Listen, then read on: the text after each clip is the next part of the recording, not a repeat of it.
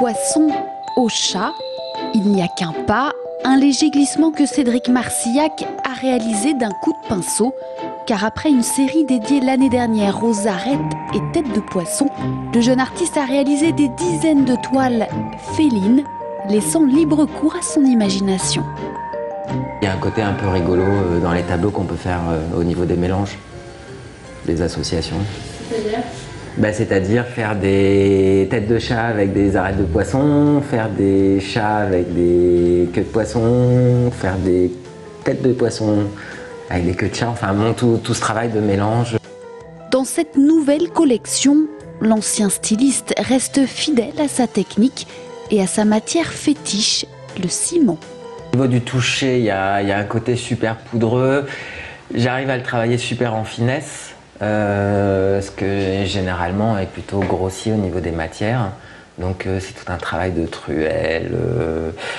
Éventuellement même le coudre, le travailler juste à l'aiguille, hein. C'est-à-dire que je trempe mes aiguilles dans le ciment et je commence à faire mes motifs.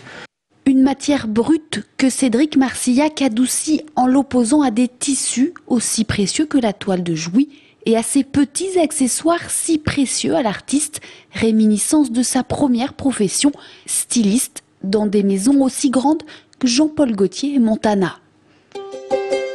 Dans un mois, Cédric Marcillac partira à Berlin réaliser une grande exposition au musée d'histoire naturelle dont le directeur lui a laissé carte blanche. Un véritable bond en avant pour ce jeune artiste, peintre depuis seulement 2 ans. Ça va me permettre de développer un peu les expériences que j'ai faites l'année dernière sur le travail de recherche de matière et tout ça, que là je vais pouvoir vraiment le pousser à bloc. M'éclater sur les formats puisque dans le musée j'ai la possibilité de faire de très grandes toiles. En attendant, Cédric Marcillac a posé ses toiles et autres curiosités au 213 boulevard Thiers à découvrir jusqu'au 30 avril.